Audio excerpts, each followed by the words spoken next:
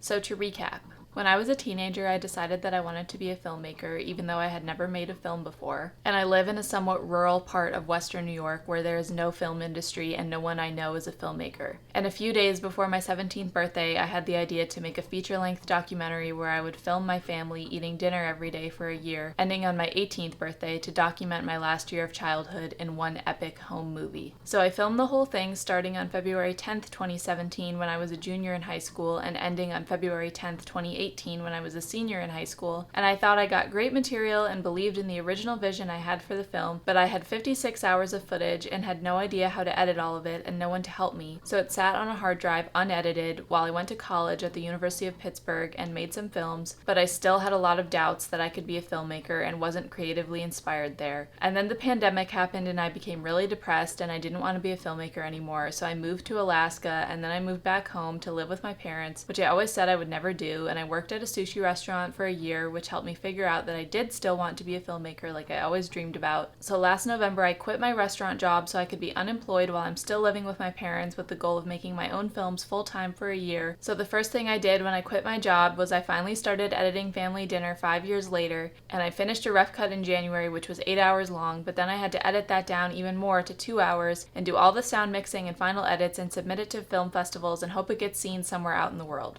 I am pleased to announce that Family Dinner is almost done.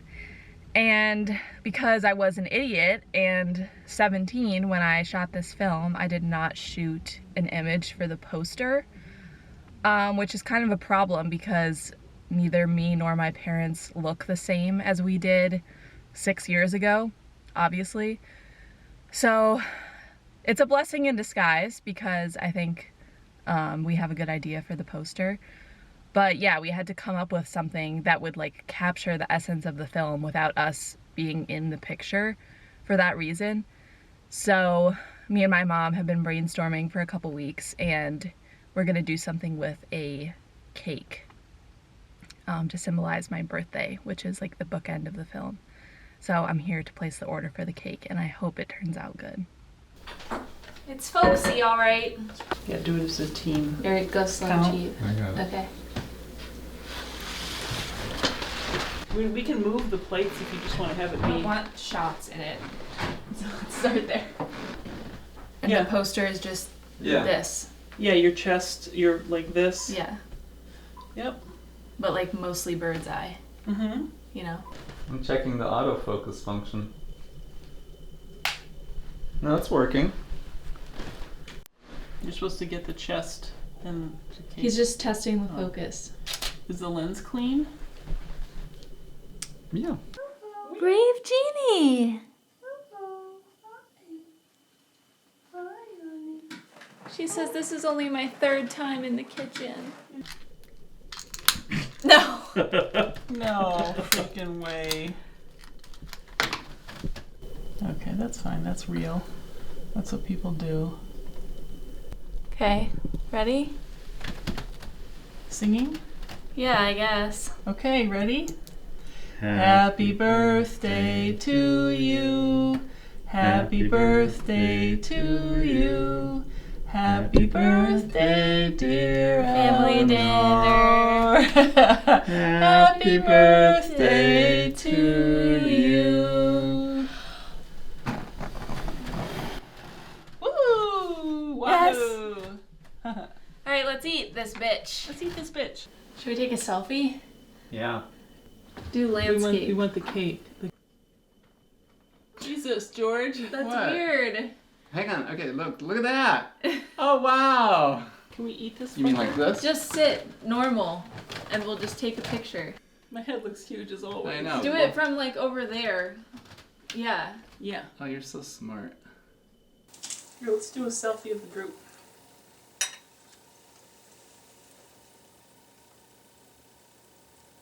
I can't believe you got a new job today, Elanor. I know. Should we turn off these big old lights now? Oh no, we're still filming. We're still filming. How quickly we all forget. Mhm. Part of the magic of all this hell we've been through. Forgetting. One of my favorite scenes is when me and Daddy are talking about our New Year's resolutions on New Year's Eve. Daddy and I. Daddy and I. Me and Daddy. Oh god. And he's like, my New Year's resolution is to buy less stuff on Amazon. How did that go for me? Lies, all lies. It's lies. Oh Lies my and God. more lies. It's just Lies got and more worse. lies. Buy less stuff Mm. and use what we have. Appreciate what we have. I think In that's fact, a good idea. You buying guys those- definitely need to work on it. Yeah, we're not buying anything. Yeah, that's not going to happen. No. You shouldn't say extreme things like that because you're True. guaranteed to fail. Yum. And then we were like trying to remember like what we just said that our New Year's resolutions were, and he was like, I forgot. Yeah, I remember that. Only because I saw your movie. That was one. What was the other one? I forgot already. It was like to hold people in mind. Oh yeah. That one's That's good. not superficial either. But here's my I think that should superficial. replace your to be nicer Yeah, one. right. We already decided that, but I Yeah. already forgot. Right. Here. Me? I think. No, you don't No, want to you're cut it? good, better at cutting. You think so? Yeah. Okay, so which piece do you want? Sorry. There. Wow. That's a good piece Take though. a picture of it. So this whole thing, the filming of the cake lighting reminded me of Bilbo's birthday party in Peter Jackson's movie, because in the behind the scenes they were talking about it had 111 candles on it, Oh yeah. and it was all like Completely going ablaze. on fire. Yeah. And they had to film him giving the speech while this thing is like blowing up in the background. It's Bilbo's 111th birthday, and he's giving a farewell speech because he's leaving for And good. then he goes poof. Oh, and then he goes on his journey. Wait, where does he go? He retires. He goes to Rivendell. Yeah, so I guess I can retire now.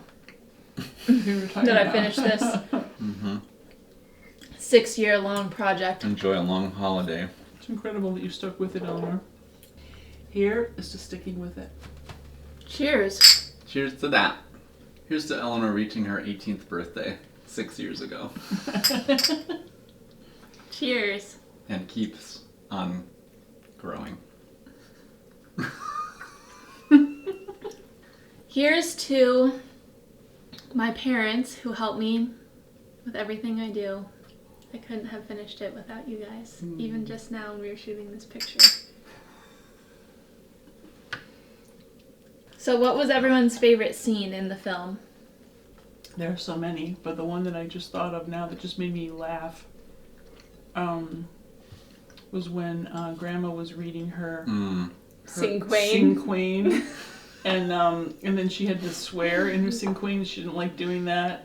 And then I don't know what provoked me to give the finger to everybody, but going like this. To everybody. A cinquain is each line, the first line has to have 2 syllables and 4 syllables, 6, 8, and back to 2.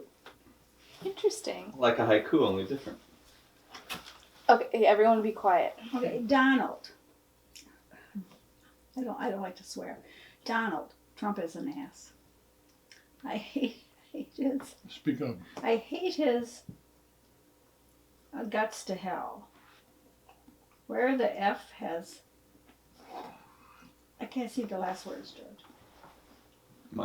Where the fuck has this country gone? Say it. Yeah, where the fuck is this country gone? I hate this. And it's gone nuts. No. Gun Well- rights. Gun rights. Oh, gun rights. I should have gone to get my glasses. Gun nuts. Gun nuts is good That's too. pretty good. Let's all snap for Grandma, Queen of Poetry. Oh, is this the new clamping? Yeah. Oh, That's what you that, do at poetry, except I can't snap. I I never have been able You're to. almost there. Once in a while I could, but this one doesn't work. Oh, Ann. I like the New Year's resolution thing. Mm-hmm. That was really good. And I like the ending. I forgot what it is though. I mean, it's Christmas, right? Or no, it's New Year's also? No, it's my Oh, it's your birthday. birthday. That's the whole epic No. point. She comes of age, remember? Right. I turned 18. But then the Oh credits my are rolling, God. right? Or something? Oh. So you turned 19 at the end of the film? 18. You turned 18 at the end of the film. I wasn't living with you guys when I was Oh, right. 19. Okay, sorry. She became of age. That's like the whole point. That's the whole point. I have to see it again. Yeah, I do too. But I really liked watching it. Yeah, me too. I didn't think it took 2 hours to watch. It was sort of just went by. That's a relief. That was my biggest Mm-hmm. fear, is that it like wouldn't be watchable. Because whenever I like tell people Mm-hmm. about it, I can just see their brains thinking, Oh, God. that's not a film. Like, I wouldn't want to watch That that. sounds like hell. Yeah. Mm. But I just knew it would come together, like, into a film. How do you think you knew? Why do you think you knew that? Because I'm an artistic genius. Love it. Don't hold back. I mean, I don't. You are. No, but seriously, like I just Yeah. knew it. Like, Yeah. I don't know. We just Not many other bitches would just know that. Mm-hmm. You know, I think some parts are like more funny to me or more touching because it's me and my family, obviously. But Right. a lot of it is kind of like, it was like annoying to edit because I'm just like annoyed, like watching us At all of our bullshit. at all of our bullshit. Yeah. Or I'm just like, why do I look like that? Or like, why are we so weird? Like shit like that. But then I think like, how many other families like talk the way that we do? Oh. You know, like I've been to, you know, I've had family dinner with other families, and I'm sure they're not totally being themselves because I'm there as an outsider, but they don't talk the way we talk. They don't.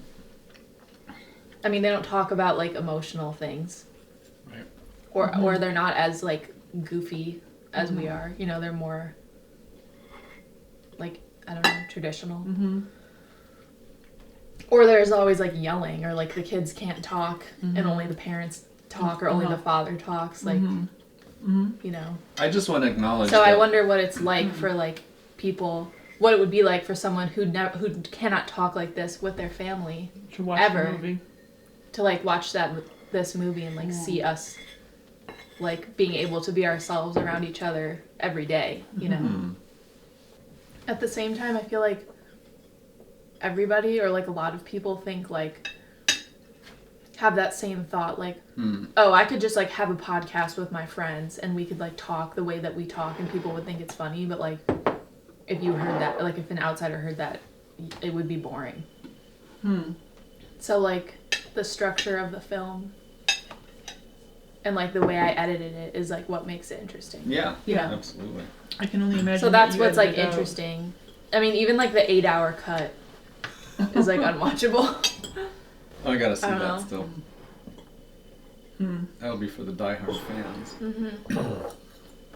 That'll be for our funerals.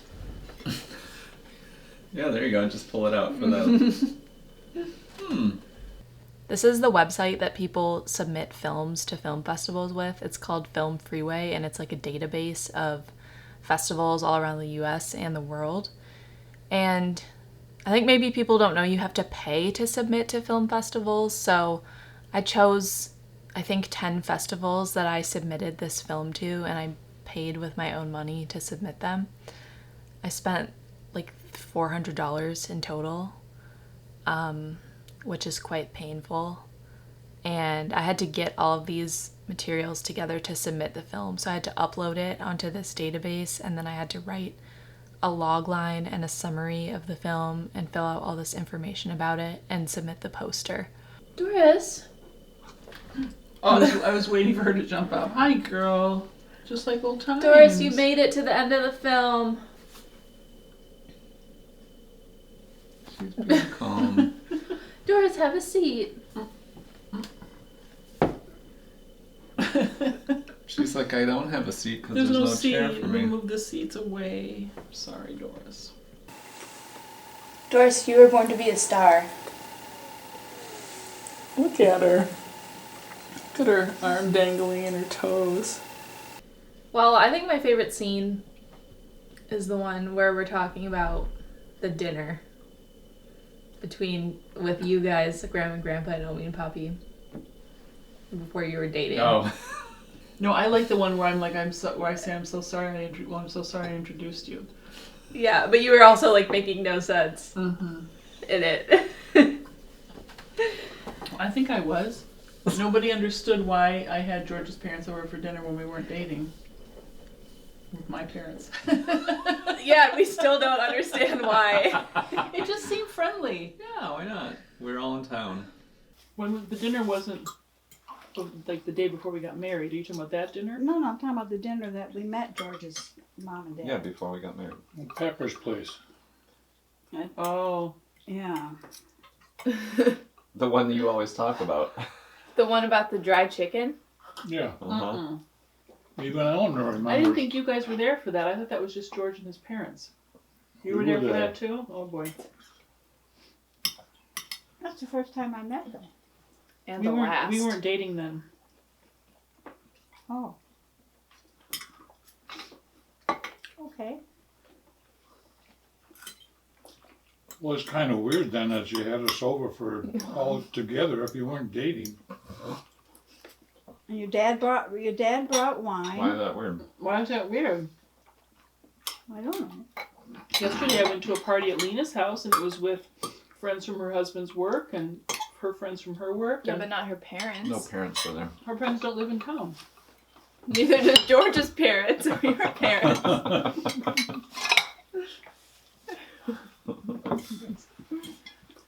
Well, I'm sorry that you ever met before we got married. There you go. I apologize for I remember. the horrors of it all.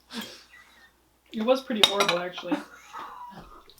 It almost like feels scripted. Like we all have a line. We all have a one-liner in the scene. What do you say? I say, you're like talking about the dinner, and I'm like, is that the one with the dried chicken? Dried chicken. That's all I say. The one with the... And then you go, yeah, even Elanor knows what you're talking about. Right, you guys were 2 hours late and your mother says, Dear, your chicken is dry. I'm like, damn it all, if you were on time, it wouldn't have been.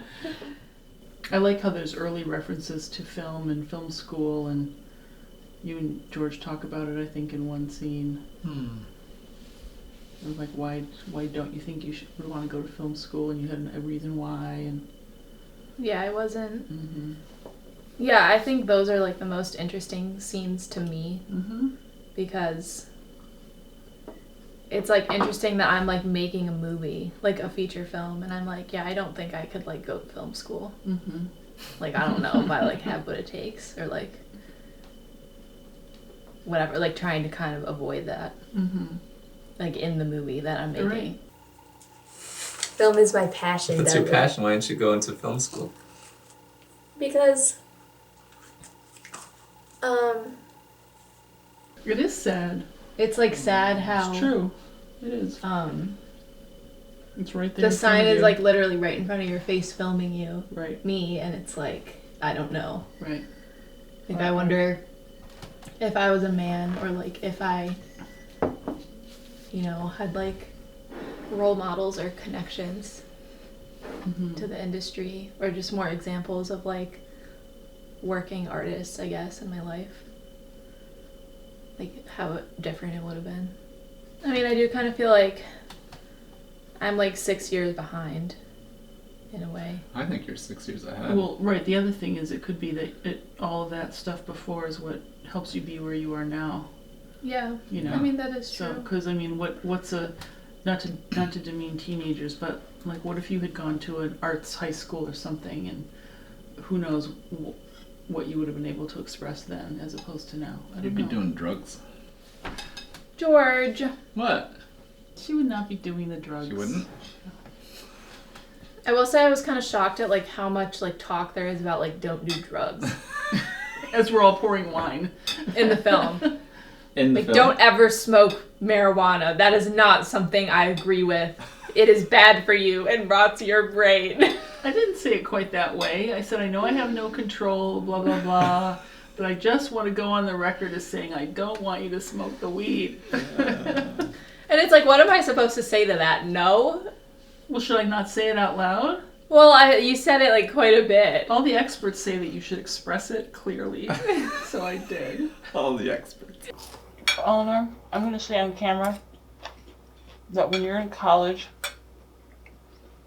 I know you're going to do what you want, and you're going to do what feels age appropriately experimental for you to do. But I'm going to go on record as saying I'm completely against experimentation with weed. Got it, boss. I can't forbid it because I don't have the power to forbid, but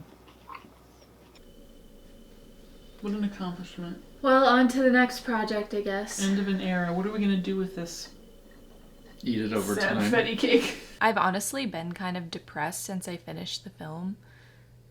Just like knowing that this big portion of my life is over, and also really feeling the weight of the possibility that nothing will come of this film and it won't find an audience.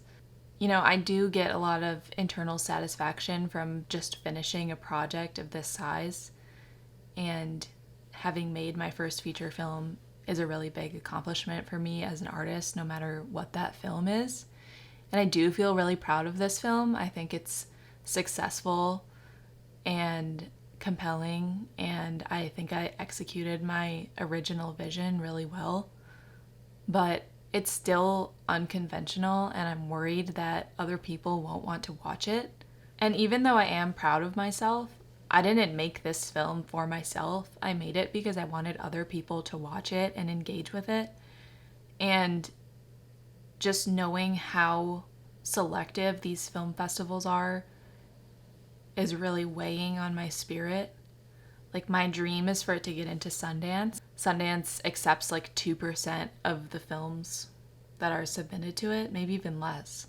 But even so, a really likely outcome is that it doesn't get into any festivals, and then I'm just not sure what I'm going to do because I really want it to find some kind of audience. And I'm saying all this just to say that the experience of making family dinner and this experience of submitting it to festivals and not knowing what's going to happen with it has really made me value this YouTube channel and the people who watch it.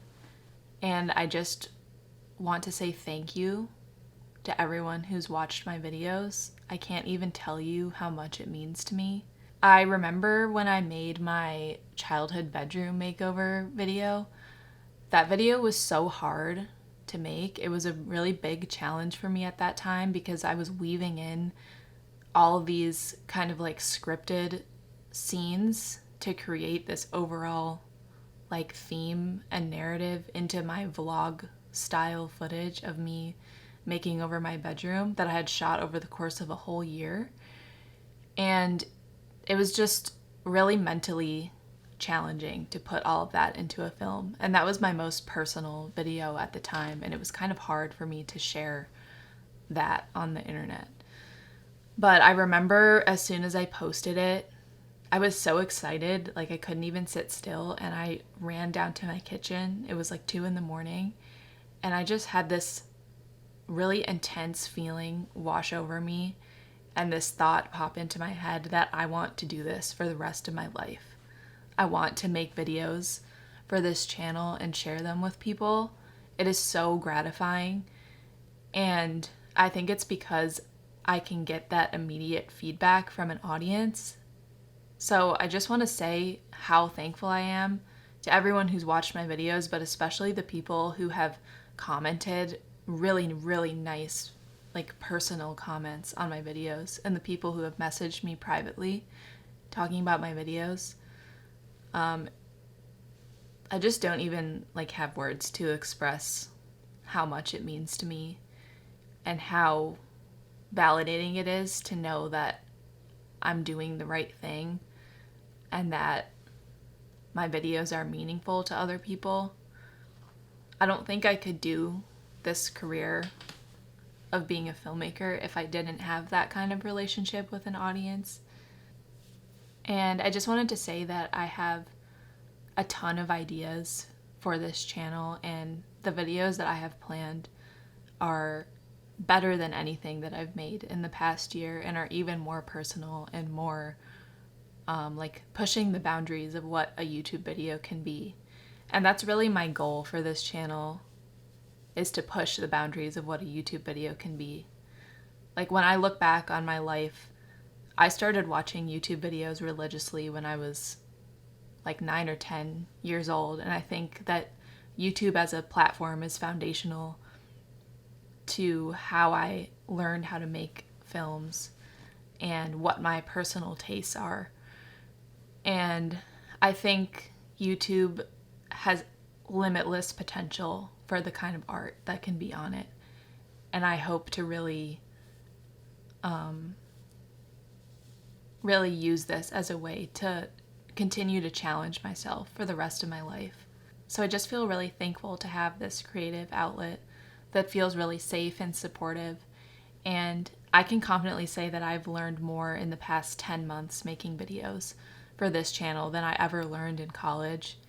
And I just want to keep pushing myself and keep growing and keep making things. And I hope that it continues to be entertaining for anyone who watches it. And I hope that I can make you proud. Thank you. You got a lot going on, Elanor. Yep, let's go do it.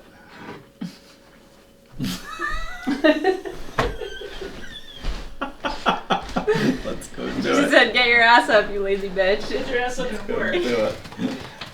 Whatever it is, do it. Nobody wants to work these days.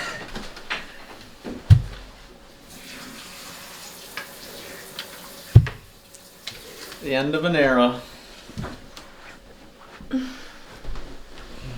Goodbye. Lights out. Turn that up. And then turn that up. And then turn that up. It's over. Pajama rolls. Cut.